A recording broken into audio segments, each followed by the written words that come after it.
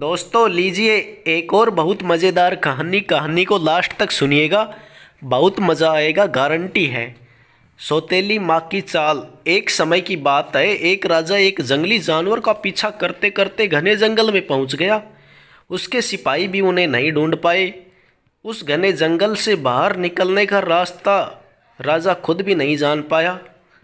धीरे धीरे दिन ढलने लगा और शाम होने लगी, पर राजा उस घने जंगल से बाहर नहीं निकल पाया।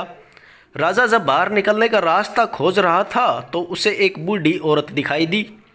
बूढ़ी औरत जो कि एक जादूगरनी थी। उसके पास जाकर राजा ने पूछा कि बूढ़ी अम्मा, क्या तुम मुझे इस जंगल से बाहर निकलने का कोई रास्ता बता सकती हो? तो बूढ़ी औरत बोली, क्यों नहीं राजा साहब, मैं आपको इस जंगल से बाहर निकलने का रास्ता ज़रूर बता सकती हूँ, पर मेरी आपसे एक शर्त है। अगर आपने मेरी शर्त नहीं मानी तो आप कभी भी इस जंगल से बाहर नहीं निकल पाओगे और वही भूख से तड़प तड़प कर मर जाओगे। राजा ने सोचा, क्यों न मैं इस बूढ़ी औरत की शर्त मानकर अपनी जान बचा लूं। उसने कहा, कहो बूढ़ी माँ, तुम्हारी क्या शर्त है? मैं तुम्हारी हर शर्त मानने के लिए तैयार हूँ। तो बूढ़ी औरत बोली, हे राजन, मेरी एक बेटी है, वह बहुत सुंदर है और मैं चाहती हूँ कि आप उससे शादी कर लीजिए। अगर आप मेरी यह शर्त मानने के लिए तैयार हो तो मैं आपको जंगल से बाहर निकाल दूंगी। राजा उस बूढ़ी औरत से डर गया और इसी डर के मारे वह उसकी बेटी से शादी करने के लिए भी राजी हो गया।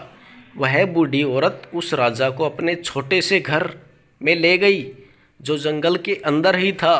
घर के अंदर उसकी बेटी आग सेक रही थी। राजा को देखकर वह लड़की इस प्रकार उठकर खड़ी हुई हो जैसे वह उसकी प्रतीक्षा कर रही थी।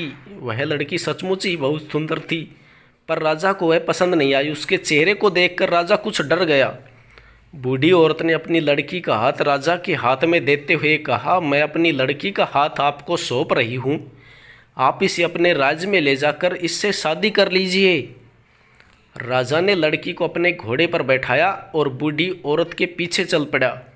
थोड़ी ही देर में वह जंगल से बाहर निकल गया। वह अपने महल में पहुंचा जहां उसे अपने वादे के अनुसार उस लड़की से शादी करनी थी। राजा पहले से ही शादीशुदा था। उसकी पहली पत्नी से उसके 7 बच्चे थे, 6 बेटे और 1 बेटी। वह अपने बच्चों को बहुत प्यार करता था। अब उसे डर था कि उन बच्चों की यह सौतेली माँ उनसे अच्छा व्यवहार नहीं करेगी। ऐसा राजा को उस लड़की का चेहरा देखकर लग रहा था। राजा अपने बच्चों को अपनी नई रानी से दूर ही रखना चाहता था, क्योंकि वह नहीं चाहता था कि किसी सौतेली माँ उसके प्यारे बच्चे को कोई दुख पहुँचाए। इसलिए वह अपने 7 बच्चों को अपने महल से बहुत दूर सुनसान जगह पर बने महल में ले गया। उसके चारों ओर इतने सारे पेड़ थे कि वह महल बिल्कुल भी नज़र नहीं आता था। घने पेड़ों के बीच से गुजरकर जो रास्ता उस महल की ओर जाता था उसे कोई साधारण आदमी नहीं ढूंढ सकता था। राजा अपने बच्चों को अपने से दूर नहीं रखना चाहता था, पर नई रानी के कारण उसे ऐसा करना पड़ा। वह प्राय चुपचाप अपने बच्चों से मिलने चले जाता था। जब राजा नई रानी को बिना बताए अचानक ही कई दिनों तक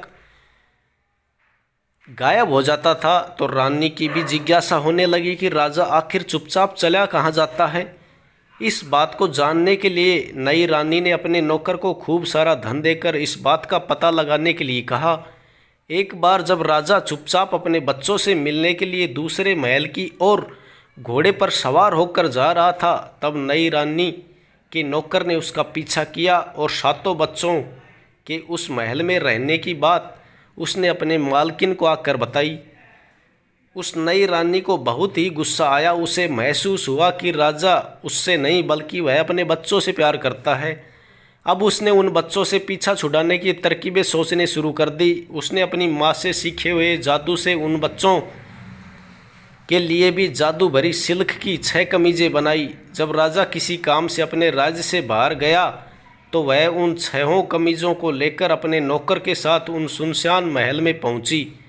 बच्चों ने जब घोड़ों की टापों की आवाज़ सुनी तो सोचा कि उनका पिता उनसे मिलने आ गया है।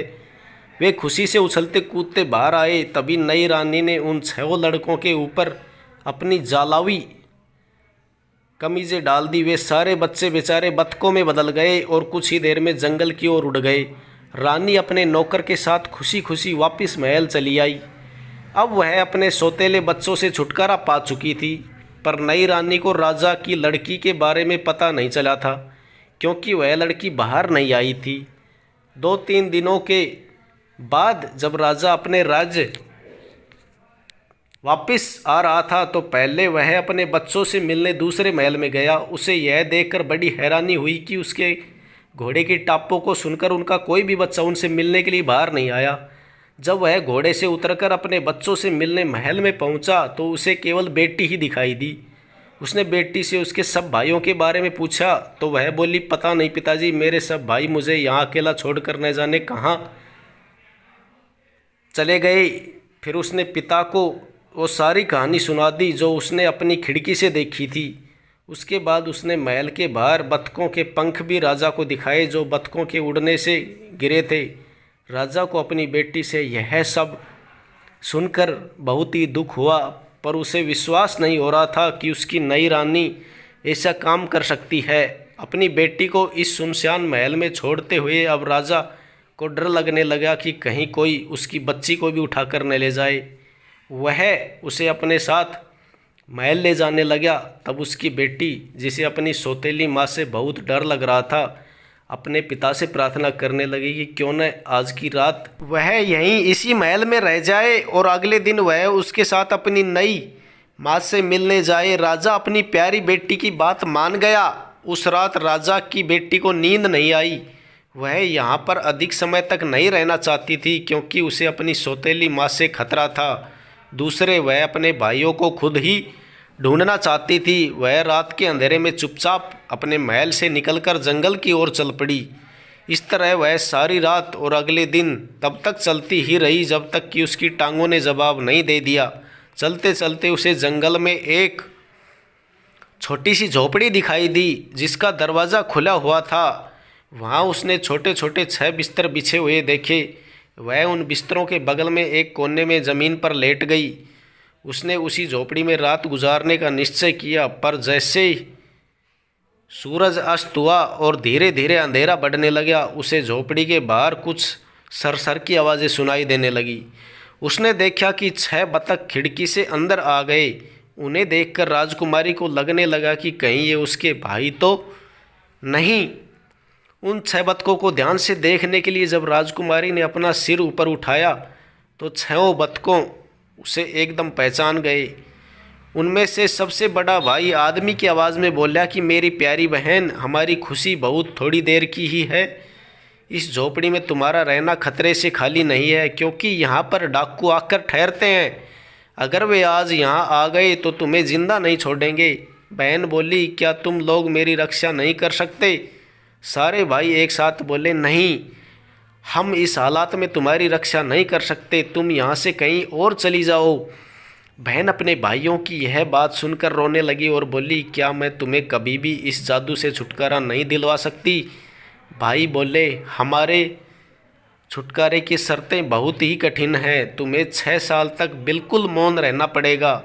तुम हंस भी नहीं सकती और इन 6 सालों में तुम्हें 6 कमीज़ें बनानी पड़ेंगी जिनमें तुम्हें सितारों की तरह तरह के विशेष फूल टाँकने पड़ेंगे। उन फूलों को इकट्ठा करना इतना आसान भी नहीं है। इन 6 सालों में अगर एक भी शब्द तुम्हारे मुंह से निकला तो सारी मेहनत मिट्टी में मिल जाएगी। इतना सब कुछ बतलाकर सारे भाई चुप हो गए। राजकुमारी ने निश्चय किया कि वह अपने भाइयों को इस जादू से छुटकारा दिलाने के लिए सब कुछ करेगी जो उसके भाइयों ने उससे कहा है। थोड़ी देर बाद उसे नींद आ गई। जब सुबह उठी तो 6 बतख वहाँ पर नहीं थे। राजकुमारी ने सुबह सुबह वह झोपड़ी छोड़ दी और शहर की ओर चल दी, पर रास्ते में उसे फिर से एक जंगल से गुजरना पड़ा। चलते चलते अंधेरा होने लगा पर जंगल ख़त्म नहीं हुआ, अतः उसने वहीं एक पेड़ के खोखले तने में बैठकर रात गुजारी। अगली सुबह होते ही उसे तारों की तरह से कुछ फूल दिखाई दिए। उसने उन विशेष फूलों को इकट्ठा करना शुरू कर दिया। अपनी ओढ़नी फाड़कर उसने छोटी छोटी 6 कमीज़ें तैयार कर ली और उन कमीज़ों के कपड़े में यह विशेष सितारों वाले फूल जोड़ने लगी। अकेले होने की वजह से न तो उसे बोलने और न उसे कुछ बोलने की ज़रूरत थी और न ही हंसने की। वह रोज़ कुछ सितारों वाले फूल इकट्ठे करती और एक कमीज़ के कपड़े में जोड़ देती। इस तरह कुछ दिन गुजर गए। एक दिन ऐसा हुआ कि एक राजकुमार अपने कुछ सिपाहियों के साथ शिकार खेलने के लिए उसी जंगल में आ पहुंचा। जंगल में अकेली और खूबसूरत लड़की को देखकर उसने बड़ी हैरानी हुई। उन्होंने पेड़ के खोखले तने के पास आकर उस लड़की से पूछा, तुम कौन हो? लड़की ने कुछ जवाब नहीं दिया। सिपाहियों ने फिर पूछा, तुम कौन हो और कहाँ से आई हो? लड़की ने फिर भी कोई उत्तर नहीं दिया। सिपाहियों ने सोचा कि यह लड़की शायद हमसे डर रही है, इसलिए इसकी आवाज़ नहीं निकल पा रही। उन्होंने फिर कहा, तुम इस पेड़ से बाहर निकल आओ, हम तुम्हें कोई नुकसान नहीं पहुंचाएंगे। पर लड़की ने फिर भी न तो उन्हें कोई जवाब दिया और न ही वह पेड़ से निकलकर बाहर आई। राजा के सिपाहियों को उस पर बहुत गुस्सा आया। उनमें से एक ने खोखले पेड़ के तने से उस लड़की को बाहर निकाला और पकड़कर अपने राजकुमार के पास ले गए। राजकुमार भी इतनी सुंदर लड़की को जंगल में अकेले देखकर बहुत हैरान हुआ। वह उस लड़की से पूछने लगा, तुम कौन हो और कहाँ से आई हो? इस पेड़ के तने में बैठी तुम क्या कर रही थी?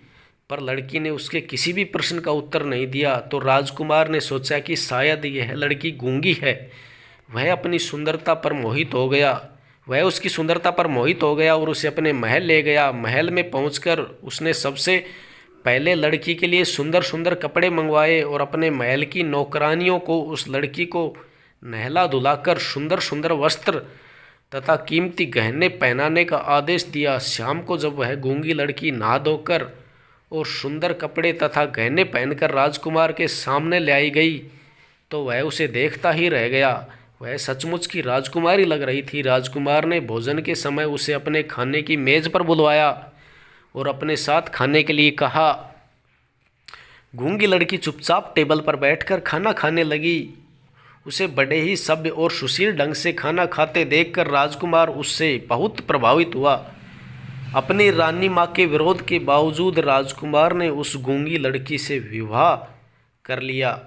रानी के गुस्से की सीमा नहीं थी। वह तो अपने बेटे की शादी किसी बड़े राजे की राजकुमारी से करना चाहती थी। उसने एक गवार, एक भिखारी और गूंगी लड़की से विवाह करके उसकी सारी आशाओं पर पानी फेर दिया। रानी माँ अब ऐसे मौके की तलाश में रहती जिससे कि उसे उस राजमहल से बाहर निकाला जाए। राजकुमार उस लड़की को बहुत प्यार करता था, इसलिए उसके सामने लड़की को कुछ कहना संभव नहीं था। 1 साल से कुछ ज़्यादा समय बीत गया। उस लड़की ने एक छोटे से बच्चे को जन्म दिया। रानी माँ ने अपनी नौकरानी से उस बच्चे को मरवा दिया और उस लड़की के हाथ और मुंह पर खून लगवा दिया ताकि देखने पर ऐसा लगे कि खुद ही वह उस बच्चे को खा गई है। रानी माँ चुपके से राजकुमार के पास पहुंची और बोली कि तेरी पत्नी तो आदमखोर है, वह अपने बच्चे को ही खा गई है। राजकुमार को अपनी माँ की बात पर विश्वास नहीं हुआ, क्योंकि इतनी सीधी सादी और गूंगी लड़की अपने बच्चे को कैसे खा सकती है। एक माँ अपने बच्चे को कभी नहीं खा सकती, चाहे वह कितनी भी भयानक क्यों न हो। उसे अपनी माँ की बात सुनकर बहुत दुख हुआ, पर उसने अपनी पत्नी से कुछ नहीं कहा। इधर बच्चे के जन्म के बाद भी वह लड़की बिल्कुल चुप रहती, न हंसती, न बोलती, न खेलती, बस 6 कमीज़ें तैयार करने में लगी रहती। इसी तरह समय बीतता गया और कुछ समय बाद उस गूंगी रानी ने फिर एक बच्चे को जन्म दिया। रानी माँ ने उसके सोते ही बच्चे को मरवा दिया और उसके हाथ और मुंह पर खून लगा दिया और उसकी शिकायत फिर राजकुमार से की तथा उस लड़की को घर से निकालने की सलाह भी दी। पर राजकुमार को अभी भी अपनी माँ की बात पर विश्वास नहीं हुआ। वह सोचने लगा, काश उसकी पत्नी गूंगी न होती तो वह अपने बचाव में कुछ तो बोलती। अब वह उसे कैसे बचाए, सच्चाई का पता कैसे लगाए। इस बार भी उसने अपनी पत्नी को कोई दंड नहीं दिया। पर जब 2 साल बाद उसकी रानी ने तीसरी बार एक और बच्चे को जन्म दिया तो रानी ने फिर से पहले की तरह ही बच्चे को मरवा दिया और उस गूंगी लड़की को अपने ही बच्चों को खा जाने वाली डायन तक बताया।